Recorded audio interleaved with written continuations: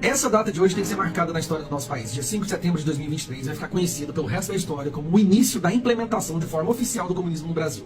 E, para nossa surpresa, não veio por parte do governo. Veio por parte do STF, que foi sua maioria escolhida por esse ladrão de 9 dedos, que foi descondenado por esse mesmo STF para ser colocado na presidência do Brasil. Mas vamos lá. O STF hoje tomou uma decisão. Tá? E a decisão basicamente é fim da propriedade privada.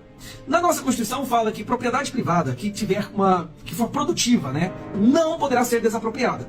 Só que agora eles tiveram um novo entendimento que ela tem que ser produtiva, mas ao mesmo tempo estar de acordo com a função social, que é algo que não há definição.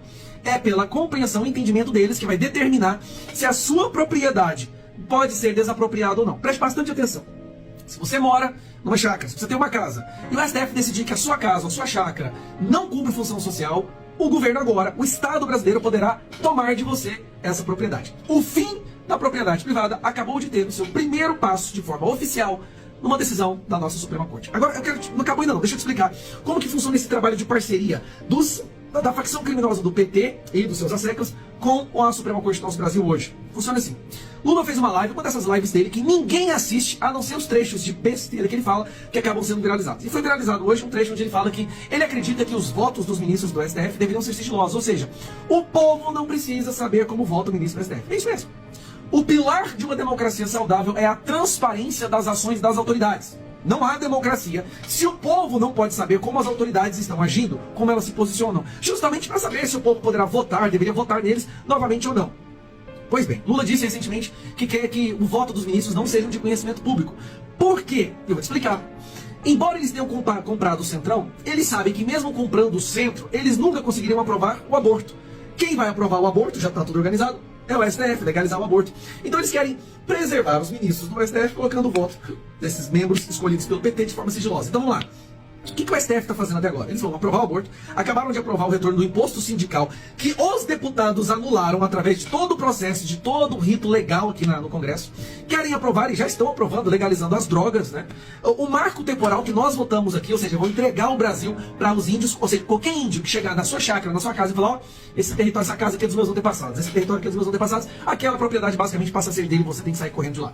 E agora, o fim da propriedade privada, através do entendimento do ministro Edson Fachin, que diz o seguinte: mesmo que a propriedade seja produtiva, se ela não estiver dentro da função social, ela pode ser desapropriada. Amigo, deixa eu explicar uma coisa. Esse é o fim da propriedade privada.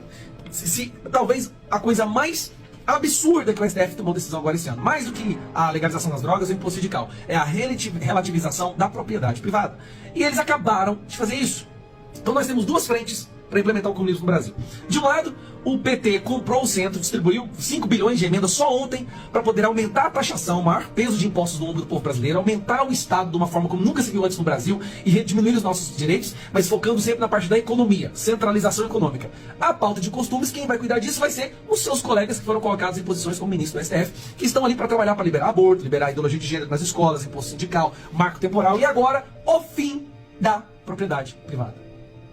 Não estou exagerando. Eles votaram que se você tem uma fazenda e você produz, mas você não está cumprindo...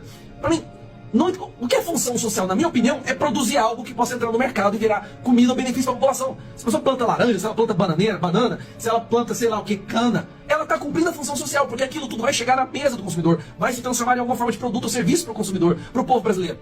Produzir é função social.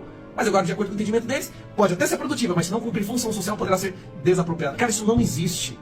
Em nenhum país, em nenhum outro país que se diz democrático, esse tipo de entendimento prosperaria. A não ser no Brasil. E aí, vamos trabalhar para impedir? Vamos, mas a situação é a seguinte: o Centro está comprado, o STF é aparelhado por esse governo, gente, eu não exagero, eu não estou exagerando, a facção, o crime organizado sequestrou o nosso país. E a imprensa, passando pano. Só que a imprensa hoje, né, depois dessa fala do Lula, foi com cara de bunda, quando ele fala abertamente que o povo não precisa saber como os ministros do STF votam. Olha, se o povo não precisa saber como as autoridades votam, então faz o seguinte, cancela esse papo de democracia, vira isso aqui uma ditadura logo, porque todo mundo já percebeu que virou, isso aqui já é uma ditadura. Um abraço.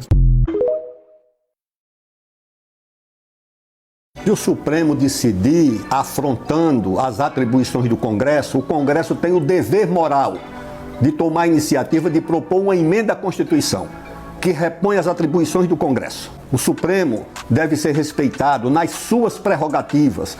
Agora, o Congresso também tem as suas atribuições constitucionais e legislar é uma delas. Aliás, quando eu era deputado, propus com o ex-deputado Ibsen Pinheiro que essa questão da demarcação fosse resolvida no Congresso. Porque o Congresso tem a flexibilidade de ouvir, o Congresso pode fazer audiência pública, ouvir as pessoas, ouvir os índios, ouvir os não índios, ouvir os contra, ouvir os favoráveis, ouvir todo mundo. A FUNAI não faz isso, o Supremo muito menos, porque o Supremo não dispõe desses instrumentos. Não está com os atributos para fazer as audiências e para ouvir todo mundo.